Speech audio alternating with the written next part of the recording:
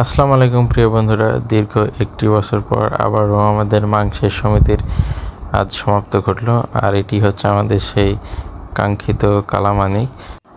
তো ভোরের সূর্যিমামা উঁকি দেওয়ার সাথে সাথে কিন্তু আমাদের কার্যক্রম অলরেডি শুরু হয়ে গিয়েছে।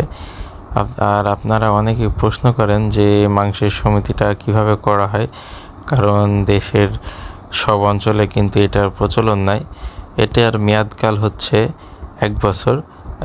এই বছর রমজান ঈদের পর থেকে সামনের বছর রমজানের ঈদের ঠিক আগ পর্যন্ত সাপোজ ধরেন 30 জন সদস্য থাকলো, সেখানে প্রত্যেকে প্রতি সপ্তাহে নির্দিষ্ট একটি দিনে, ধরেন শুক্রবার, আপনারা ওই 30 জন সদস্যের ভিতরে একটি ব্যক্তির কাছে প্রত্যেকেই 100 টাকা করে জমা দেয়। তো এটা 1 বছর এইভাবে কন্টিনিউ চলে। সেখানে এক একজন সদস্যর 5,000 বা 6,000 টাকা কালেকশন করা হয়। তারপরে সমস্ত টাকা একসঙ্গে করে কিন্তু একটি গরু ক্রয় করা হয়।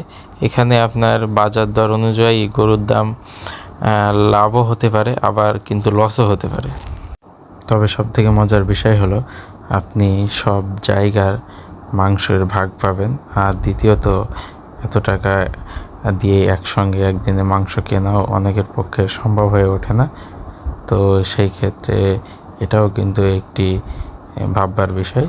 সো এটি অনেকেই করে থাকে আমাদের এলাকা বা আশেপাশের অঞ্চলে, এবং এখান থেকে মানুষজন লাভজনক হয়। সো ধন্যবাদ সবাইকে।